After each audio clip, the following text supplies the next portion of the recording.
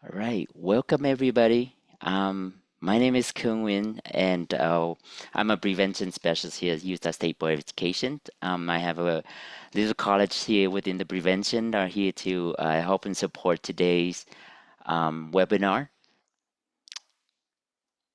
Okay, just here. Here is today's agenda.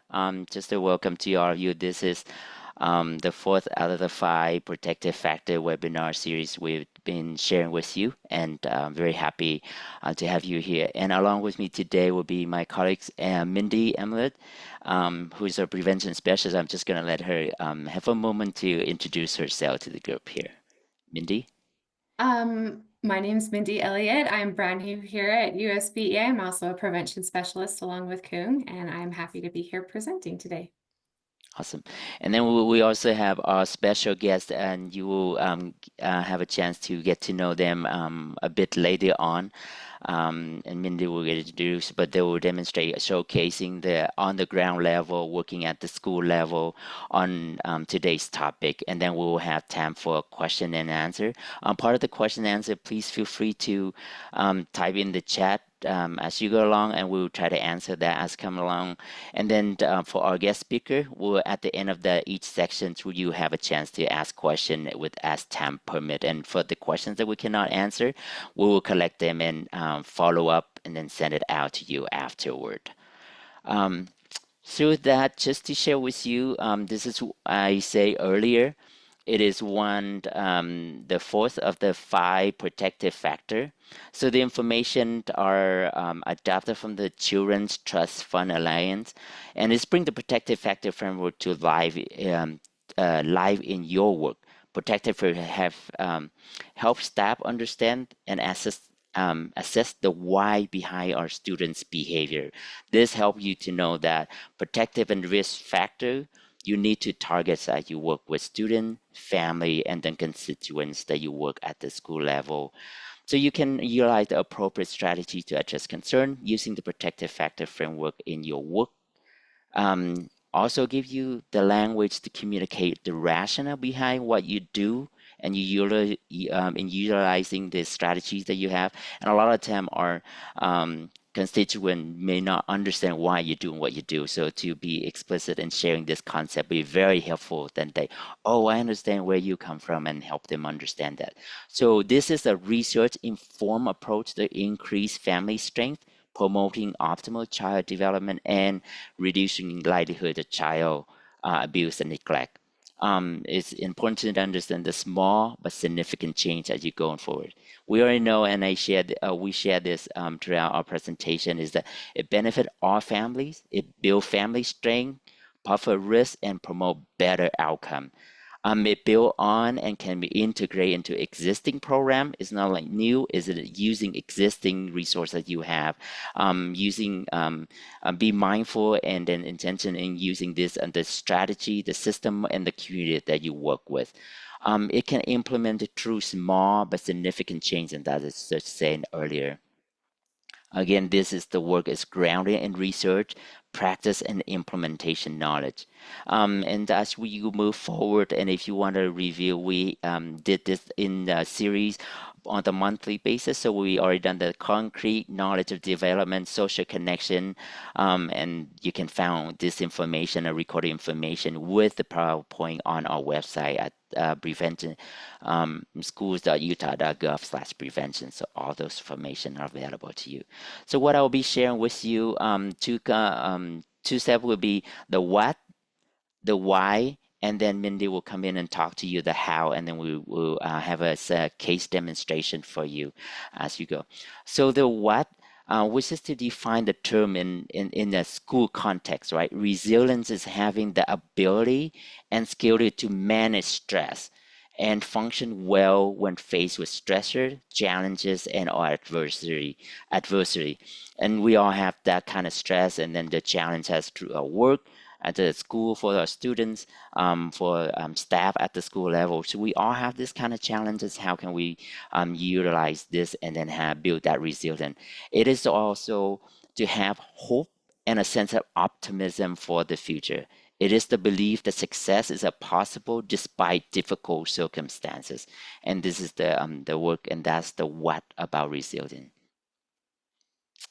Why are we doing this? So I think the really not I think, but the resilience is when student when student have resilience, student are better and able to manage rigorous demand of learning. So the learning environment is stressful, is an unknown environment for students, and it's challenging as they go up and go to different classes, the different learning environment, social environment that they dealing with. So the student will be better to manage this demand.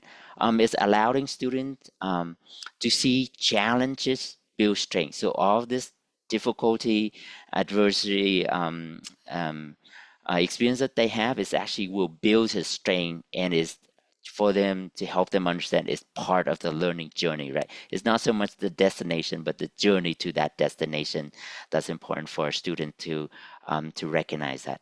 It's allowing our student to make mistake. And then this is part of the things that you need to understand not all can realize that it's okay to make mistake. Mistake is part of the learning experience, and how can we help students to recognize that that is okay. And is this a challenge? I mean, for me personally, it take a while to say, am I doing this right?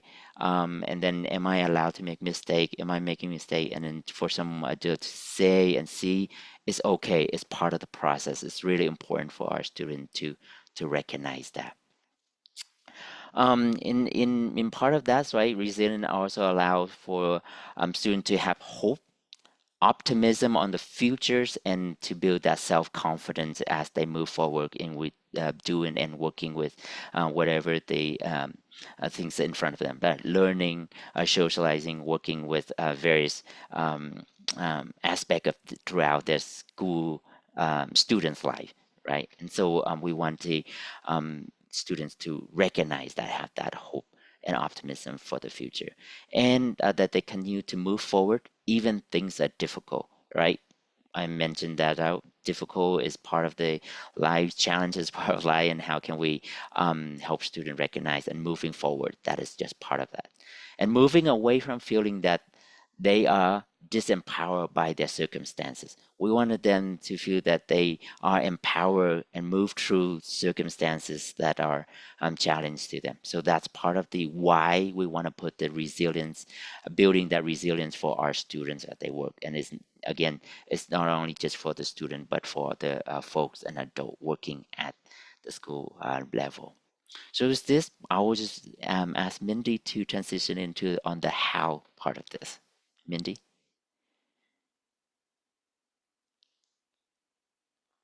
Oh, you may be unmute. So, Okay, here we go. Thank you, Cuong. I am going to talk through the school-wide implementation of resilience. And when you think through that, it's important to remember that a student's ability to be resilient is deeply impacted both by their immediate environment, what we're going through right now, who we're surrounded by it, but as well as the environment in which they learn to cope with those challenges. So if you look at this graphic, you can see that the child is in the middle, surrounded by family, school, and society and culture. This is the ecological perspective, not only of resilience, but of all of the skills and ways that we learn to navigate life. And our environment is a big part of that. So I had the opportunity to attend the Ripple Effect training by Dr. Chandra Ghosh-Ippen. She was amazing. If you ever have an opportunity to attend one of her trainings, I highly recommend it. But one of the key takeaways from that is One how, moment. Is everyone seeing the graphic? Can everyone see the screen? I have somebody who's not able to see it right now. can everybody see? Maybe somebody can just chime in and just let me know if you're, so everyone's seeing Yeah, it? I can I'm see it. sorry, Danielle. It Perfect. might be I can just see it. your screen. I apologize. Okay, go ahead. Okay, perfect. Well, I'm hoping that you guys can see it because it doesn't make a lot of sense if you can't see what I'm talking about. So, as I was saying, Dr. Chandra Ghosh-Ippen really relayed how important your environment and those around you affect your regulatory capacity. So an example of that, if you think about like a toddler who falls down and maybe bonks their head a little bit, like nothing serious, no blood, but one of the first things they do is they look at the adults to know how to react. So if you have an adult that gasps and freezes and has a scared facial expression, like, oh my gosh, are you okay? Think about how different the child's ability to be resilient might be than if you had an adult who smiles, maybe gives them a hug, tells them you're going to be okay, and sends them off to play. Um, I know that my environment definitely impacts. I can think of situations where I've been in where my ability to be resilient is definitely not as strong when I'm in certain settings. And so thinking through that toddler and thinking through those two different scenarios, I think that's a great example of how your environment definitely impacts the ability to be resilient.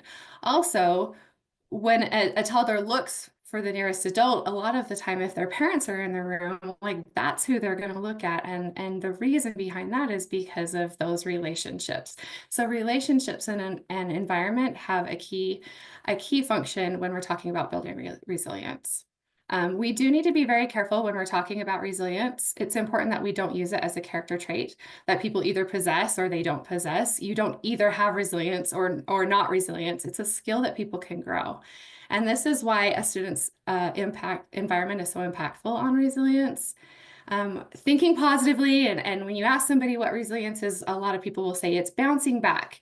And those are aspects of resilience that we can help students work on, but it's not the only thing, and it's not even the most important thing. It's not just thinking positively. And sometimes we equate self-reliance with resilience. And sometimes those concepts can be hurtful, especially if we're talking about people that come from backgrounds of trauma. And we just need to be mindful that those that come from situations where no amount of self-resilience can get them through or help them overcome the barriers that have been put in place for them. So that those that have trouble with resilience, a lot of times we need to make sure that they feel understood, and we have to acknowledge that that barrier is in place before we can help them to push through that barrier. So once they feel connected and understood, we need to help them to try to see things from another's perspective, and that is when we can teach them how to be resilient in the face of challenges. We need to acknowledge where they're at, help them understand that yes, you do have these challenges, but there are things that you can do to overcome those barriers that are put in place with us. The environment and relationships we build in school has a great deal of influence over the ability for a student, as well as their family, to build resiliency skills. I can think of, and I'm sure a lot of you can also think of times where you've seen the resiliency skills that a family has, and then you can definitely see how that child, those resiliency skills have impacted that child as well, both in positive and maybe some not so positive ways. And so just thinking through the impact that we have as a school, we definitely have a lot of influence over those skills that our students build. So we need to make sure that we're taking into consideration the messages that we're sending out about resilience, and thinking through what's happening in the environment, both the immediate environment, what's happening in the classroom right now that's impacting that child's ability to be resilient in this moment, and what influence do we have over those things. The next slide, if you want to change it, is growing resilience in schools. And so these are, again, the how we can do these things. So when you think about a school, one of the people that has one of the biggest influences over the school is the administrator. So thinking through growing resilience in the school, an administrator can reflect by asking things like, how can I provide opportunities for my staff to build resilience? Because we know that when we start with adults, then it filters down to the students.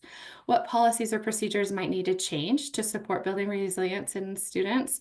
And how can we systemically help students develop the skills to view challenges as strength building opportunities and increase their optimism about their future? So things that the administrator can do is assess the school culture. I believe that a good administrator always tries to have their pulse on the school culture. So they can do that through the school climate survey, panorama data, looking through those things to make sure that they have an idea of what the culture is like in their building. Prioritizing resilience by providing professional development for everyone, for educators, families, and students. We know that professional development is so key when we're building our culture. integrating strength-based and growth mindset approaches into the school culture. Again, you've got to start with the adults. We have to help our adults have growth mindset if we want our students to also have that. And then also making sure to implement Utah's preventative prevention requirements. There are things that are required for a reason to help make sure that our students are in a place of prevention. So our positive behavior plan, suicide prevention program, and Bothell's life skills training. I apologize, I kind of butchered that. I know that we don't have a ton of time for questions, but I would like to have everybody think for just a second if I'm missing anything when we're looking through school-wide implementation. And if so, feel free to throw it in the chat or raise your hand and we can definitely make sure to discuss those, because it's not an all-inclusive list. This is not everything that we can do, but these are tricks we can use. Okay, classroom implementation. Classrooms are little cultures inside of the big culture of the school. And I made it educator actions because I know that there are a lot of people and adults in the building that are not just teachers. We have counselors, social workers, behavior interventionists. A lot of adults in the building are working to build skills in students. So all of those people are educators, and some of the reflections that we are hoping educators make when they're thinking about building resilience in students. Understanding that not all students are in the same place when it comes to their skills, just like reading, just like math, all students have different levels of skills with resilience. So being aware of what students may need additional support to build resilience. How can I continue to foster those skills of resilience and a growth mindset in my students? How do I recognize strengths in my students? Am I focusing on those strengths instead of some of the challenges that are happening throughout my day? And how am I modeling resilience for my students? That is just super important when we're looking at the actions they can take, making sure that they're modeling those for their students. So celebrating the importance of making mistakes and asking for help. Are you modeling what it looks like to admit when you've made a mistake and ask for help? Teaching students skills that support resilience. Are we working on our problem solving, self-advocacy, coping strategies, self-care, growth mindset? All of those skills help lead to resilience. Are we working with students to set and reach goals, incorporating opportunities to practice awareness, reflection, confidence, and compassion? Same with the last slide. I would love to hear any additions that people can think of to help lead to classroom resilience. And we're going to move on to the next slide. Hopefully doing all of these things in the school will help lead to signs of resilience in students. We know that students are building resilience when they're using coping strategies, when they're faced with stressful situations. Are they melting down, or are they using those techniques that we've worked to teach them? Persisting in the face of challenges, making an effort to try new things, sharing future goals and ambitions. Keep these signs of resilience in mind, because I'm going to turn the time over to Assistant Administrator Misti Bergold, who is amazing. She works at Highland Junior High in Ogden School District, and she is doing amazing things to help build resilience in students. And I am excited for you guys all to hear about her hard work. So I'm going to turn the time over to Misti and let her explain. Thank you, Mindy. I had the pleasure of working with Mindy in the past, and she has been a great support of these things that I'm going to discuss with you today. Just a little bit of background so that you know the challenges that we faced coming into Highland Junior High as a team. We are a Title I school in the Ogden District. We have a minority of enrollment of about 69%. And the first year that we admins, all three of us came in, we were told that we were in school improvement status with the state. Our first year here, all three of us admins, a principal and two assistants, we were all brand new to Highland. And that was about 2.5 years ago. At this time, when it was announced that we were coming to the building and that we were attempting to turn around the school, about a third of the faculty left, which posed a lot of additional challenges when we have three brand new admins that don't know anything about the school. But we spent the first year on behavior systems, and it was the biggest need of the staff and the teachers, being able to actually build their resiliency when they were faced with so many behavioral challenges. So putting in consistent systems, we actually improved behavior vastly. You'll see the data here in a little bit, by December of our first year. And it still was not very easy, but the teachers started seeing hope, our community started seeing hope, and our students started seeing some hope. Then we were able, even in year one, to start measuring what academic needs we needed, because Highland had focused on behavior for several years prior to us 3 admins coming in, that teachers expressed they weren't able to get to academics because of the behavior. So that was exciting to see our staff do that. Year 2, we were able to focus on that rigor piece, and actually increasing that rigor through the academics. By year 2, we were coaching and maintaining behavior systems. And this really took a team. It was the teachers were on board, our admin team, but also our district team. They were 100% behind our work and supporting our vision and what we needed to do for the school. It was very hard to shift the community perception of our stakeholders and those who invested in our school around the community. They didn't have any trust. So that's what we really focused on in year 2. And here we are in year 3, and we are still focused on academics. We are reading across our content. Every elective teacher is teaching reading, from the PE teachers all the way to our language arts teachers. And we're really focused on our instructional delivery, because now our students have those skills to manage the rigor, which we're excited to see. So next. Sorry, Kuhn, I'm trying. All right. So I really appreciated being invited to present today and really thinking about these protective factors. When building out our systems, and I have knowledge of these protective factors, but I have to be very transparent. These were not on the forefront of when we were building the system. So I was excited to be invited and align what we did to these protective factors. So I'm going to walk you through those. Next. Okay. My slides were changed a little bit, so I'm going to do my best here. So the first thing we did was the school-wide behavior systems. And this is meeting those protective factors of 1 and 2. And I know that we hear all the time as educators greeting at the door, right? And it seems so simple, but it's not simple, right? As a teacher is navigating all of the things, especially in a junior high of 30 kids leaving, 30 kids coming in, managing all of the prep and things that they need to do.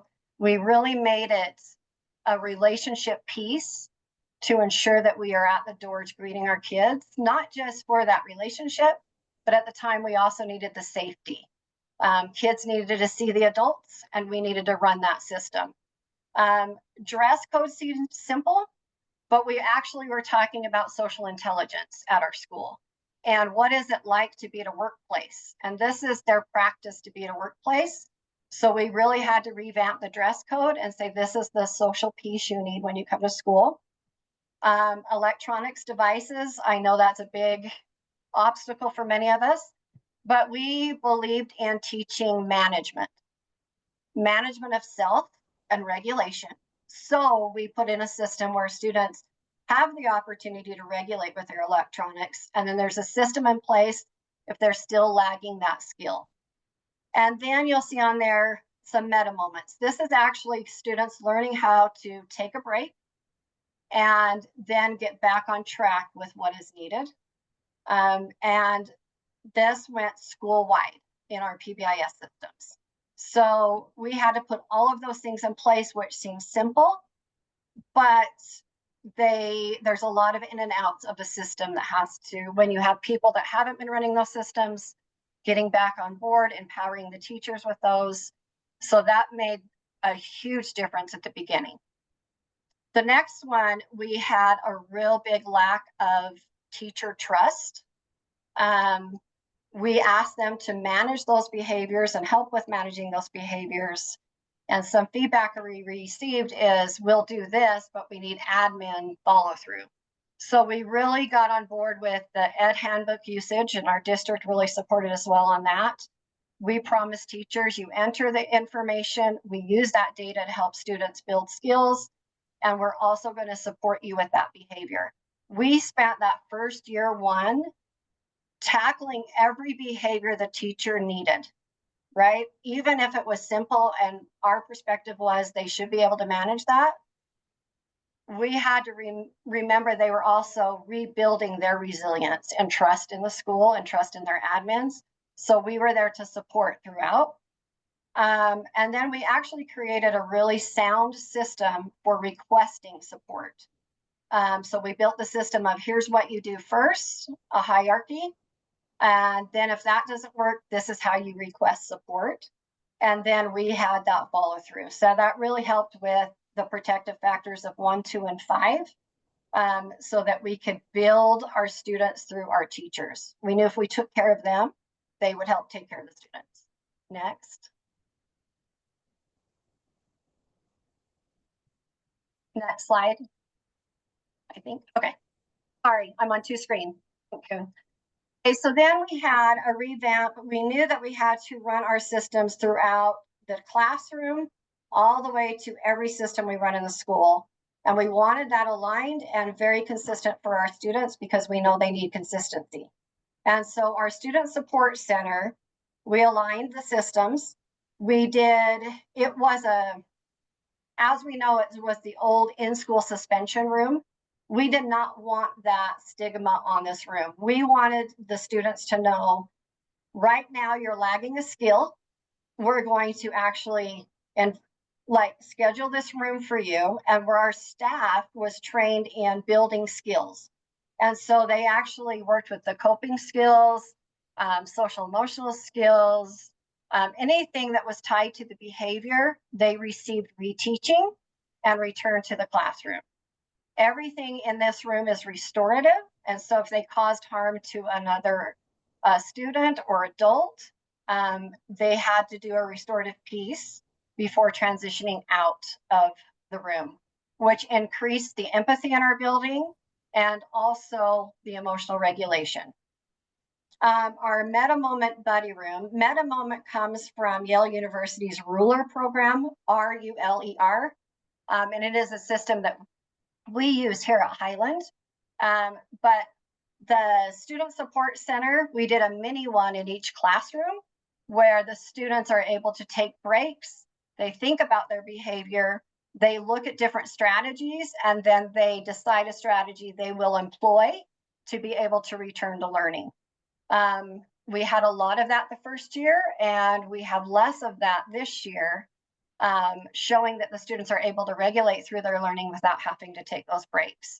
So that really helps with those protective factors of 1 and 5. And then we aligned all of those behavior systems when we write a 504, when we think about SPED goals, when we're working with social skills with our special ed department and our students. Everything's aligned so that students don't have to guess how to behave in a SPED room versus a regular classroom. Next. And then Ogden School District does a beautiful job of a reinstatement process when we have to do any kind of out of school or in school suspensions.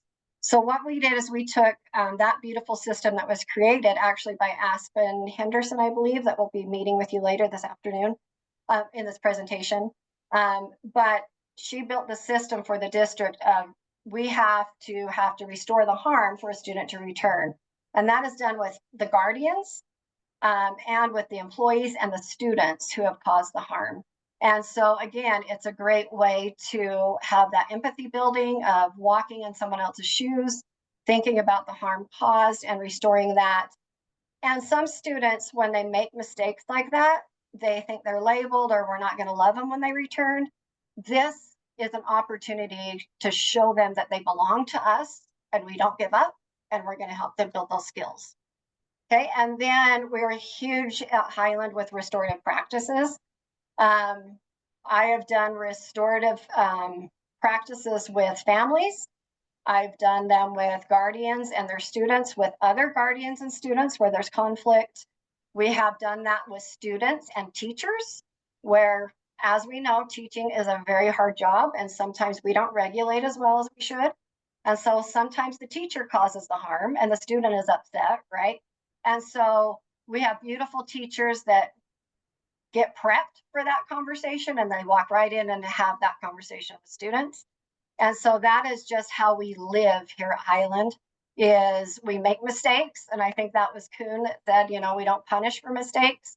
That's part of our learning, and that's still adults. We make mistakes too. So, and then lastly, all of these systems are built on our chat system, which Ogden District also does a beautiful job with.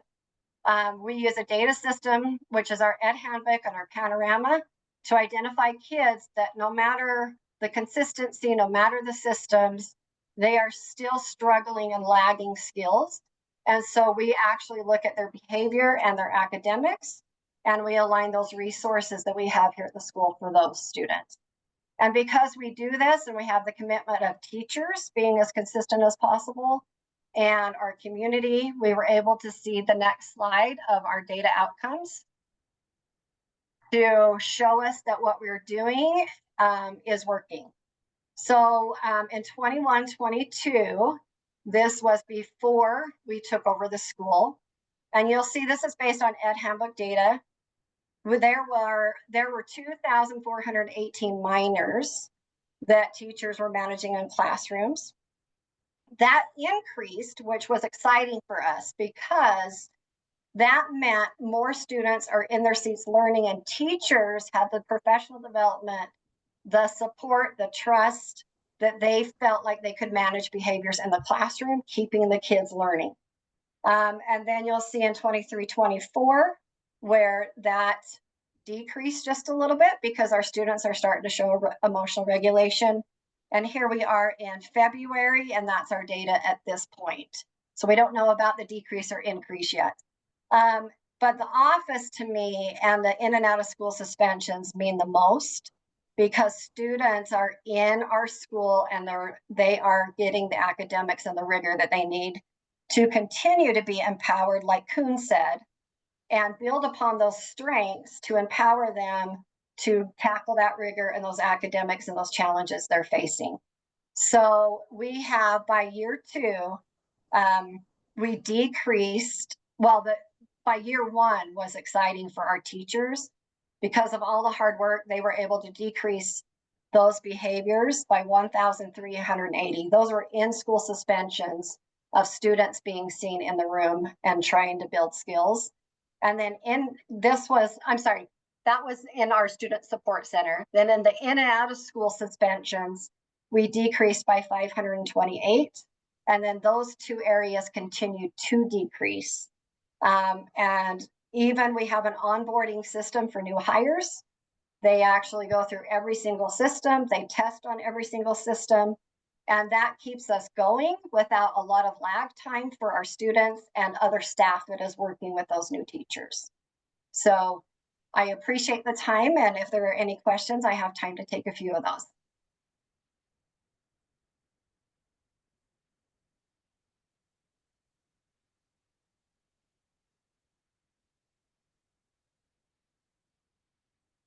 Thank you so much, Misty. If anybody has questions, feel free to raise your hand. I have been in Highland Junior High both before and after these actions have been done. You can feel the difference in the building. And I would add building resiliency to each one of these actions, because you're building relationships with students. The adults are learning skills and trickling that down to students. And this data is amazing. So I can attest to all of the hard work that you guys have done, and it is definitely paying off in those numbers. So it's quite the work that's been done, and quite the growth that we've seen, helping students to understand that challenges aren't just a reason to have some of their skills lacking. That resilience is built by learning how to cope with difficult situations, learning how to communicate with the adults in the building and build relationships with them. So thank you so much, Misty. Thank you. Hey, Mindy, I can't raise my hand, but I have a question for Misty. I can't find my. Yes, Aspen.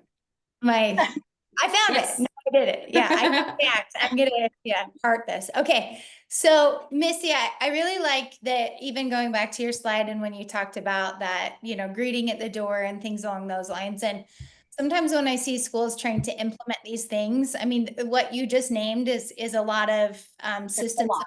implementation. It's big work. And sometimes I see schools go, well, we have to have teacher buy-in before we do any of this.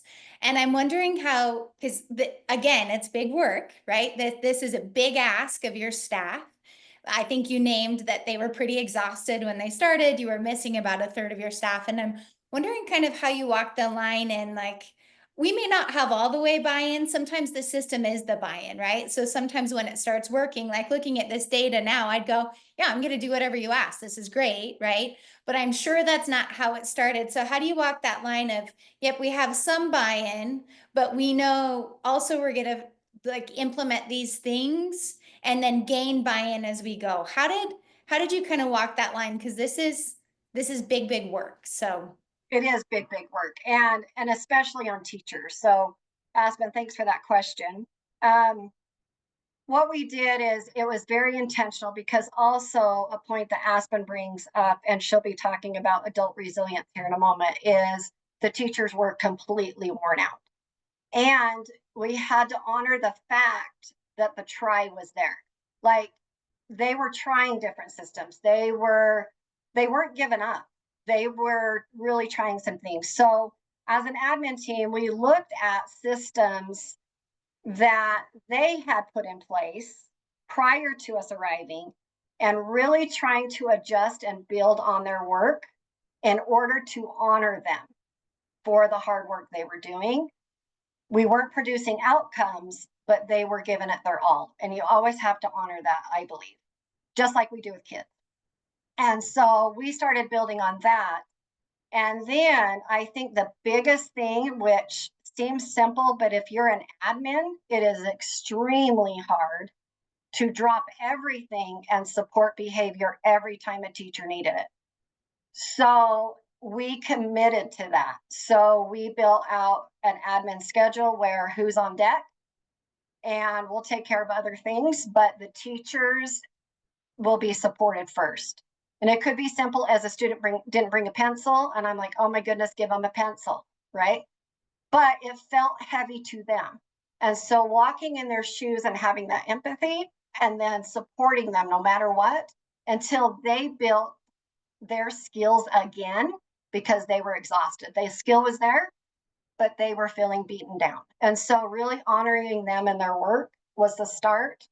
And then as they started seeing success, we would introduce data almost every faculty meeting. Look what you guys are doing, because you have kept the student in the classroom, and gave them a break with that meta moment. Nice job. What's working, what's not working.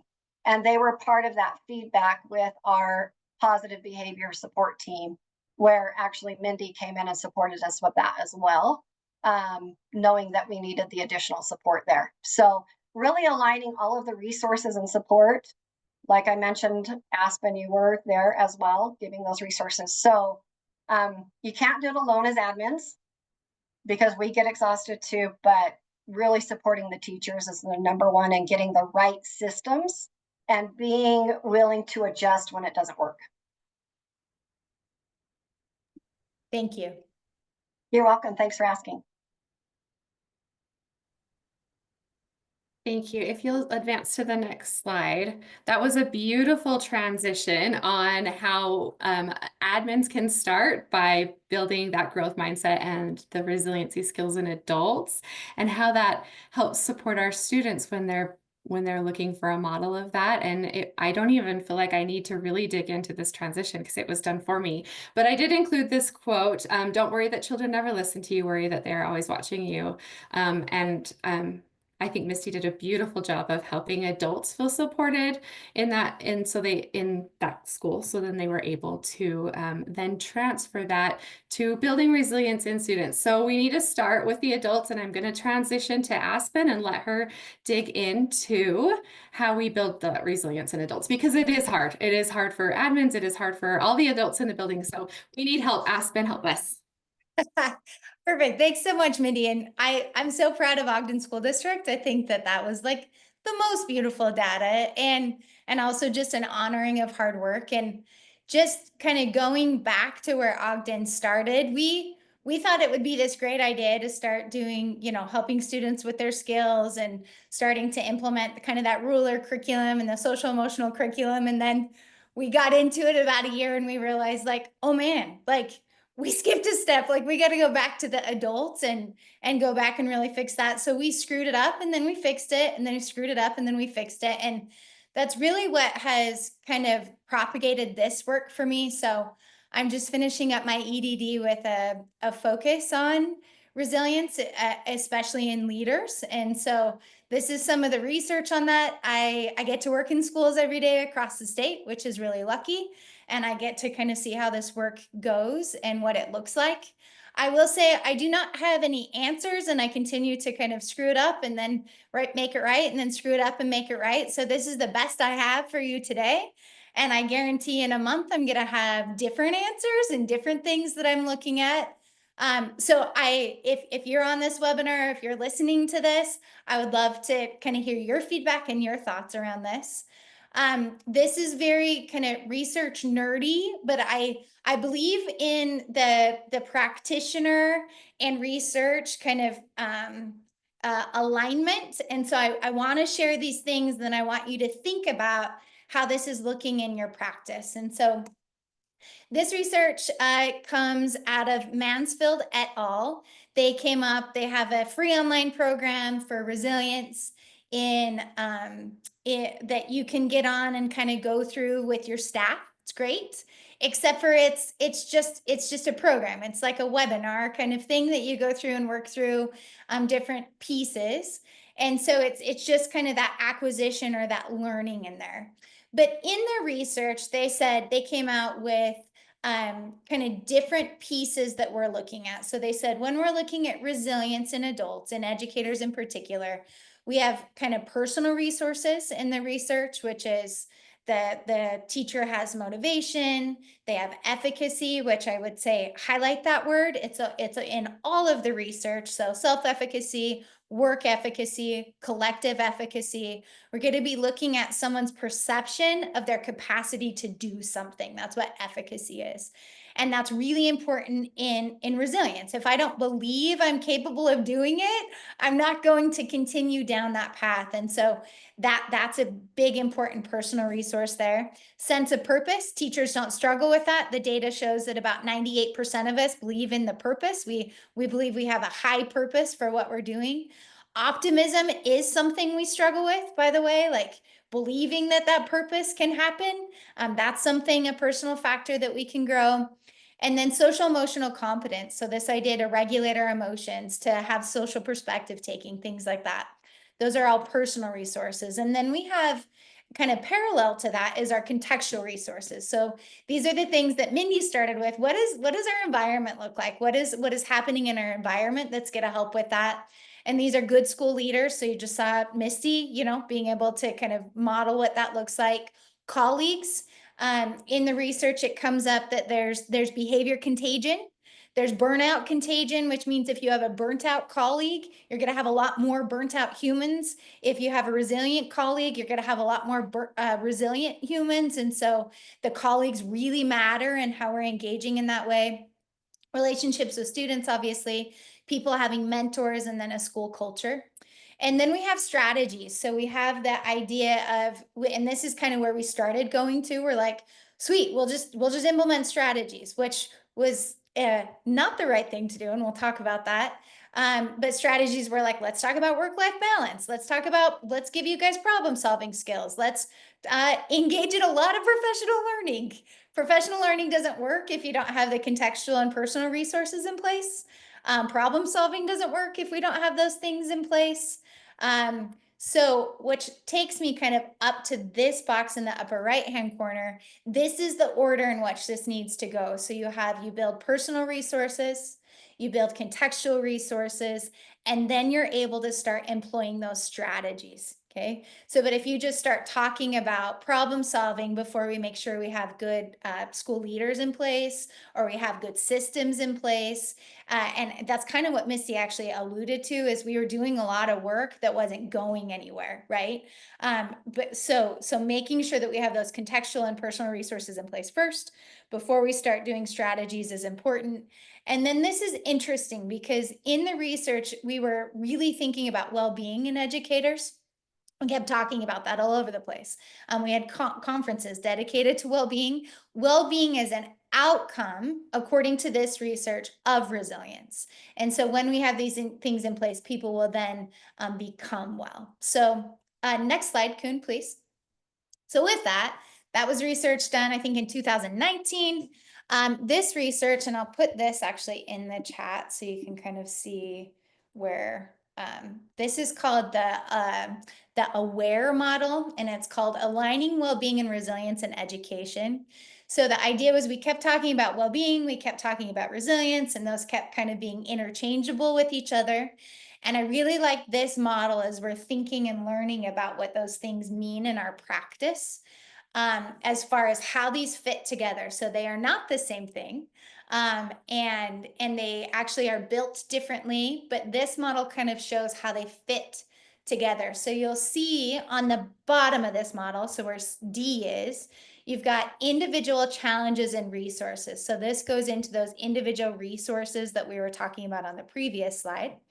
But it's also talking about challenges, which would be the opposite of those resources. So if you're optimistic, you have a resource. If you're not optimistic, you have a challenge, right? So it's those personal or individual factors. If you believe you're capable, you have high efficacy. If you don't think you're capable, you have low efficacy, a challenge, right? So we've got individual challenges and resources, and in the top, we have contextual challenges and resources. So again, that school leadership, school systems, district support, good professional learning, things along those lines, that good mentors, those would be resources. And then obviously the opposite of that would be kind of challenges. Other challenges that come up in contextual resources is student behavior. So I think that's why that was important that Misti was talking about that to begin with, is that's one of the biggest reasons that people leave education right now, student behavior, right? And so figuring out ways to work with that is going to be important. And one of the biggest reasons, Andrea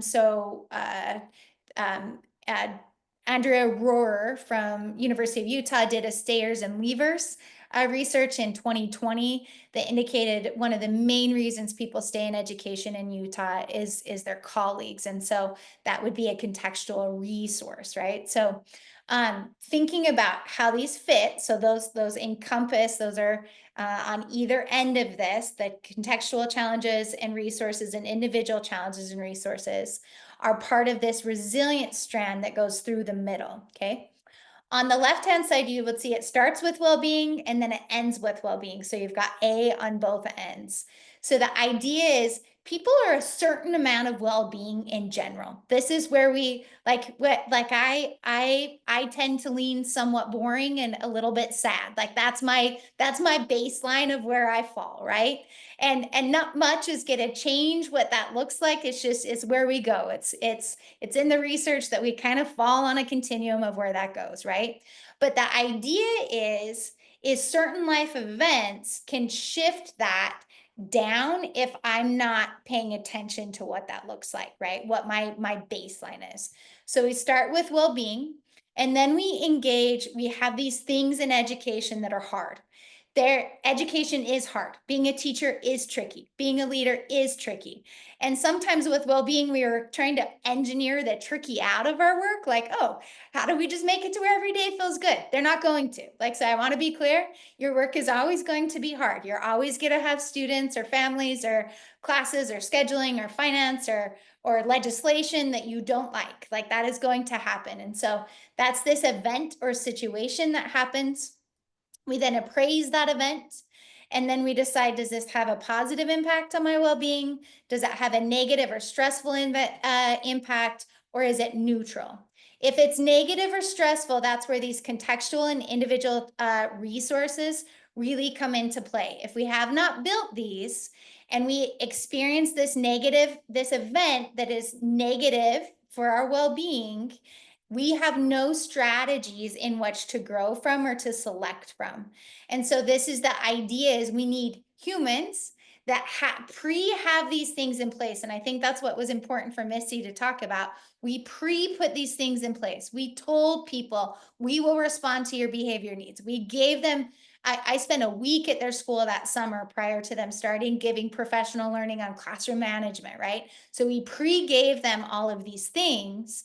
And then we had systems that made sure they had access to them, right? So in this strategy selection, we choose a strategy, we call our admin, we use our classroom management, we take a meta moment ourselves, and then we look at our outcome and say, okay, now how am I feeling? Am I back to neutral? Am I still negative? Am I positive? And then we restart the cycle over and over again.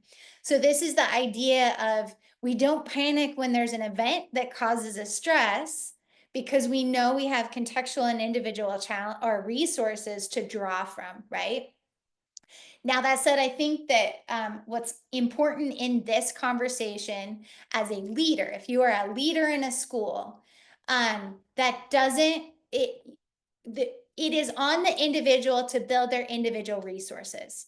So you as a leader cannot become codependent and try and take on all of that for them, right?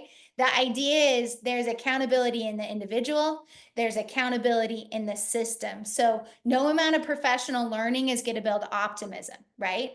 And so we have to continue to have them build their own personal skills in order to engage in this resilience cycle. And then the second piece is the idea of, there are hard weeks and there are easier weeks, and there are hard weeks and there are easier weeks, and there are hard months and there are easier months. And where we build skill is in those easier months. It's not in our hardest times. In our hardest times, we hold tight, we draw from our individual and contextual resources, and we move through that system. When it's not so hard, right? When it's not parent-teacher conference, when it's not December right before Christmas, that's when we start to build some of these skills to make sure that we're insulating this cycle. So I think that the idea is, and I need to leave Kuhn some time, but I think the idea is really, how are we holding individuals accountable for building their resources? How are we making it known that things are going to be tricky? And then how are we building contextual resources for people to draw from? So that is the spiel on the research. I'll like 2 minutes for questions, then I'll turn it over to Kuhn. Does that feel okay, Mindy? That feels great. Thanks, Aspen. Are there any questions or thoughts? And I'm watching the chat.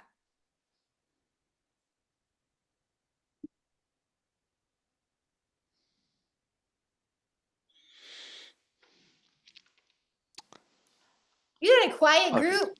Yeah. That means that you presented all well, Aspen. Thank you so much, and thank you, Mindy, and thank you, Misty, for presenting. And the part of the job that I love is like, I don't have to be an expert on everything, but can coordinate and bring the experts to share with you. And so it's just a fantastic day on the information sharing here.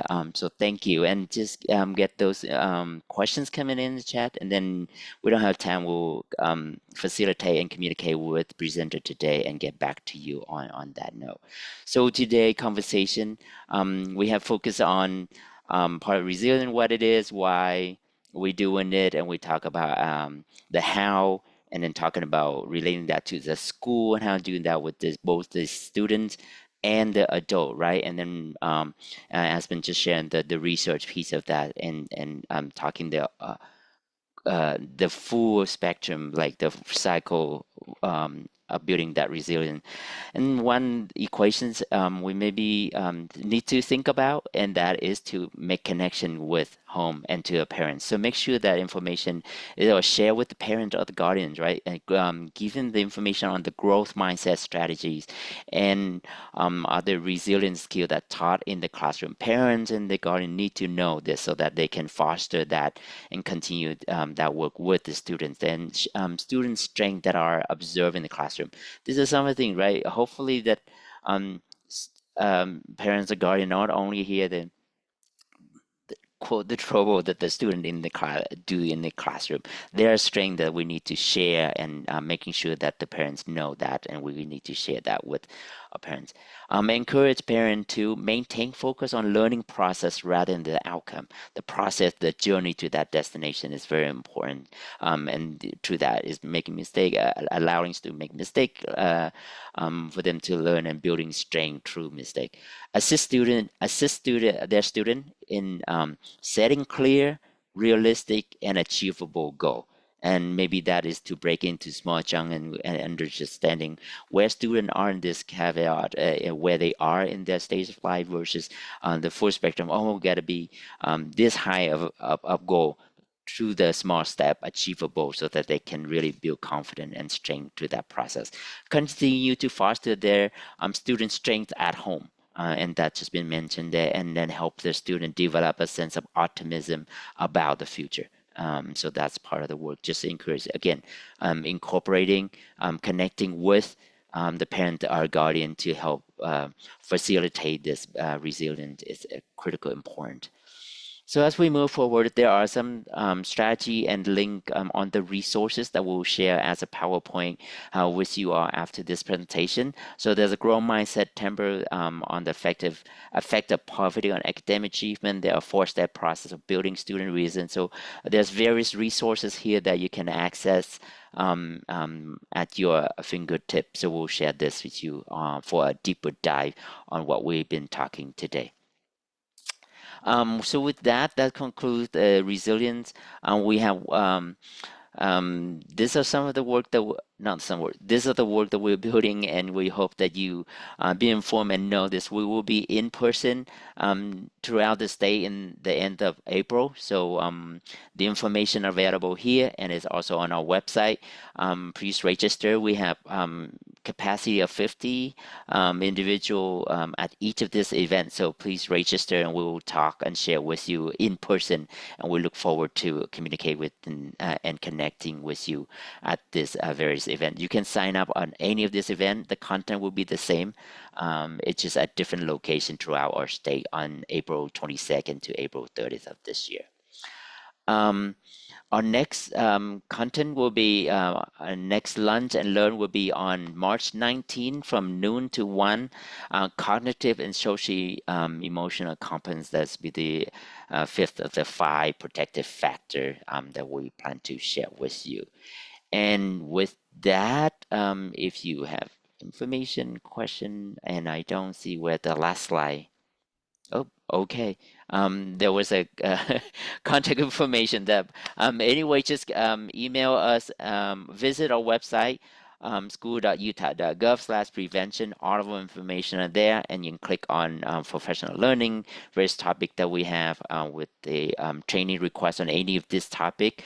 You can check in with the email. There's a training request portal, or that on our website, and we will be happy to go coordinate and go out to share with you this concept at your school level. So with that, we have 1 minute. Chris, is anything that you want to add, or is there questions that we need to address? I'll just add really fast. I just Please. again want to thank you all for spending this time with us today.